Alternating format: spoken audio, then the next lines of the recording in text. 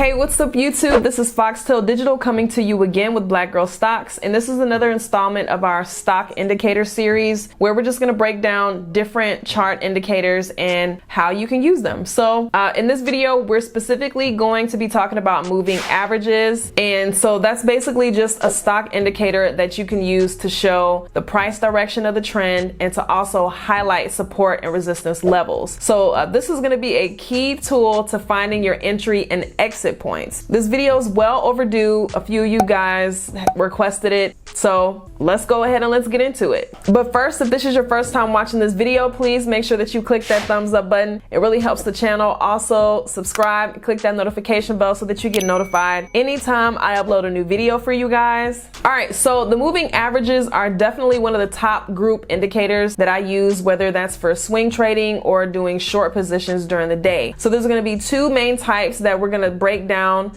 the simple and the exponential moving averages, different ways to use these indicators, the best settings that you can use, and then also just a few tips and tricks. So in a nutshell, the moving average indicator uses previous price data points and then averages their movement, and then it's going to present that information to you so that you can use it to kind of find the direction of the price trend. So you can think of this as a lagging indicator, and that just means that it monitors what's already happened to show the trend direction based on where we've been. With a lot of price movements during any given time, you're going to see a lot of different spikes, but the moving averages are really good for kind of smoothing all of the different day-to-day price changes over time. And then you can actually look at the direction of the moving averages to kind of see where the price is going overall. The moving average period can be anything over the past 15 days, 30 minutes, 50 weeks, or even 200 days. So any time period that you want, and then that's going to give you constantly updated averages of the price. One way that you can think about it, you can have a huge change in price one day, so the stock closes at 250, then the next day it jumps up to 265, and then on the third day it drops back down to 257. So the moving average is going to give a smooth line pattern for you to make trading decisions from, outside of all that market fluff. So the moving averages are going to be calculated by adding up the previous X number of periods, and then you're going to divide that total number by the number of periods. So just for an example, each time a new period passes, the moving average moves up, and it's going to drop that last data price and then add the newest one into the equation. Here we're going to be looking at closing prices for 3 trading weeks. So this is 3 weeks full of data, and you kind of see this list here: week 1, week 2, week 3, all 5 days. So if you were looking at a 10-day moving average, a 10-day moving average is going to take the average of the first 10 days divided by 10, and then that's going to be your first data point. Then on the next day, it's going to drop the first price of 20 and then take the 10, starting all the same prices, and then add day 11, and then it's going to take the average of that, and that's going to give you your second number. So that's kind of how you would calculate the moving average. It's not that bad. Moving averages that have shorter periods move faster, and then they kind of look choppy. So it's just gonna have a lot of different points. Chop, chop, chop, chop, if you're looking at a line. But moving averages with longer periods are slower, and then they also look smoother. So just remember this: the longer the time period is, the slower the moving average indicator is going to react to price changes in the stock. When I said lagging indicator, that's what that means. A 200-day moving average is going to have more lag than a 50-day moving average because it's based on 200 days of price movements versus 50 days, and each one of those days is going to be as important as the previous, so they all hold equal weight. And you can change to different time periods depending on what trading plan that you have. So if you're more into day trading, then use smaller periods like 5, 10, and 20. And then for longer hold, if you like to do swing trades, you can use 50, 100, 200, and things like that, but we'll get more into that a little bit later. But you just want to use the one that fits your strategy. Now make sure to back test all of your trading theories, and I'm going to have a video on that coming up very soon. All right, so for trend signals, when you see the moving averages increasing, then that's a good indication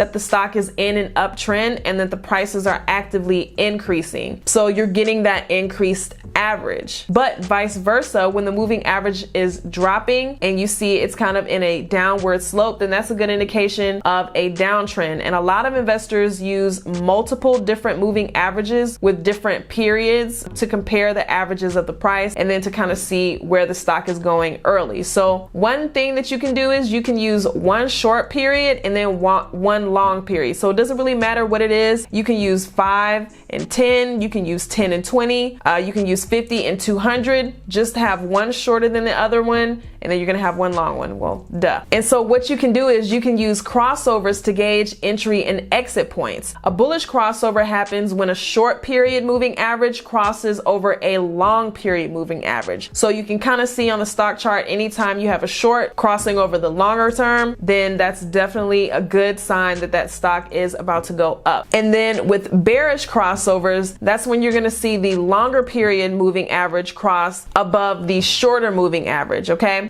So you'll see that happen when the stock is dropping. And this can be on any time frame, okay? And that's going to be an indication that, you know, more recent prices are below older positions. So that's a sign of a dropping average. And moving indicators can also be used for support and resistance trend zones. So you can see in an uptrend, a 50, 100, or 200-day moving average can kind of act as support. And then once you see the prices are bouncing off of that line in an uptrend, you'll kind of see it might consolidate or it might have a pullback and then bounce off of that moving average. That's a good sign that we're continuing in our uptrend, okay? So you can use that as support, and then you can also use it as resistance in a downtrend. So in a downtrend, it can act as resistance, and you're gonna see that the prices hit the resistance level and then they're gonna drop down again. All right, so you'll kind of see that pull up and then it'll just continue in that downtrend. So you can definitely make money with that. In general, I want you to remember price movement above or below the moving average periods can be used to gauge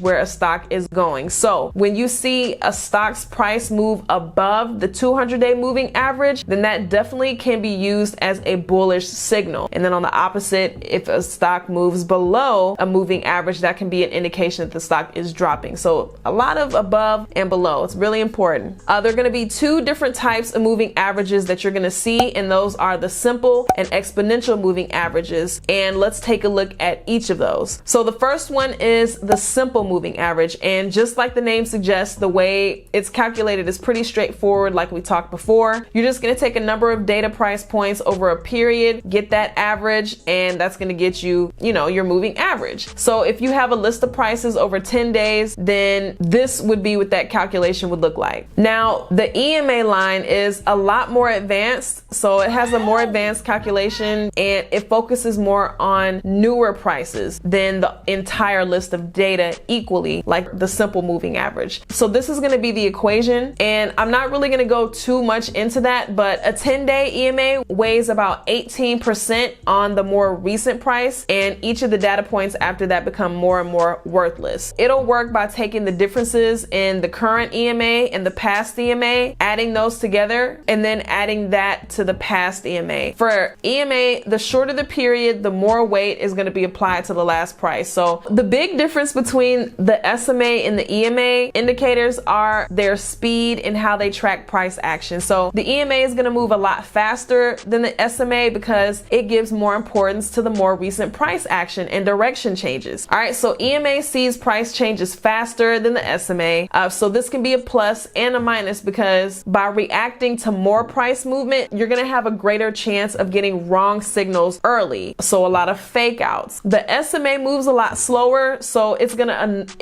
ignore a lot of the fast price changes and what you would call fluff during trading periods, and then it's gonna keep you looking at the bigger picture. But this can also keep you in trades longer than you need to be in them, and then it could give you signals a lot later than the EMA. So it's gonna have its pros and its cons. So I know you might be asking, okay, well, which is the best moving average to use out of the SMA or the EMA? It really just depends on your comfort with them and then also your trading style. So how are you trading? The EMA is probably going to give you more signals and earlier, but also more fake outs and premature signals. The SMA gives less signals later, but it's also usually correct in the trend direction during really volatile time. Also, you know, how do you pick your period setting? So which one do you want to use and what periods are the best? The first thing you always want to ask yourself is if you're going to swing trade or if you're going to do a day trade. So it's definitely going to be different. For day traders, you're going to have a lot of short-term trades, and you'll definitely do better with the EMA because of how fast it reacts to price changes. The 9 to 10 periods are really popular. They move very fast, and it's kind of good to highlight the direction change quickly.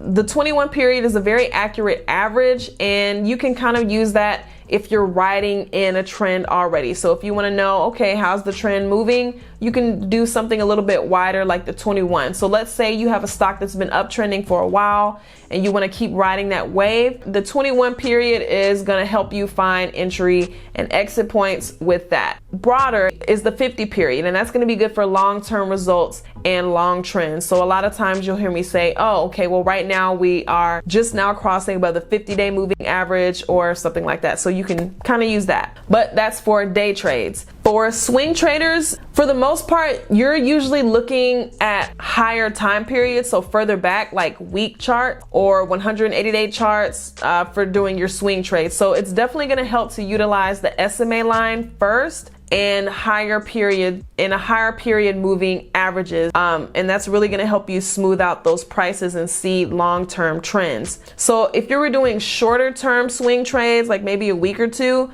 then you can look at the 21 period because that's really good at highlighting trends and kind of showing trend changes faster from a broader perspective. And then the 50 period is definitely a crowd favorite. A lot of people like to ride along that trend wave, or a lot of people that like to ride long trends use the 50-day moving average as a support and resistance indication also, so you can do that. The 100 period SMA, it's pretty good for long-term support and resistance, and then also usually on further time frame, it's really kind of good 4-hour day charts, things like that. The 200 moving average is definitely going to be one of the most popular for long-term traders because it's the closest to 1 year of actual stock trading days. So I think we have about 250 or so because it's closed on the weekends. So this is definitely going to give you a good look at what's going on over a year. Okay, there's so many different ways that you can use moving averages with your trading, but the best way is to use them together with signals from at least one or two other indicators. So make sure you check out this list of videos just with different indicators that you can use with the moving averages and how to help you get better with your trades. Check that list out.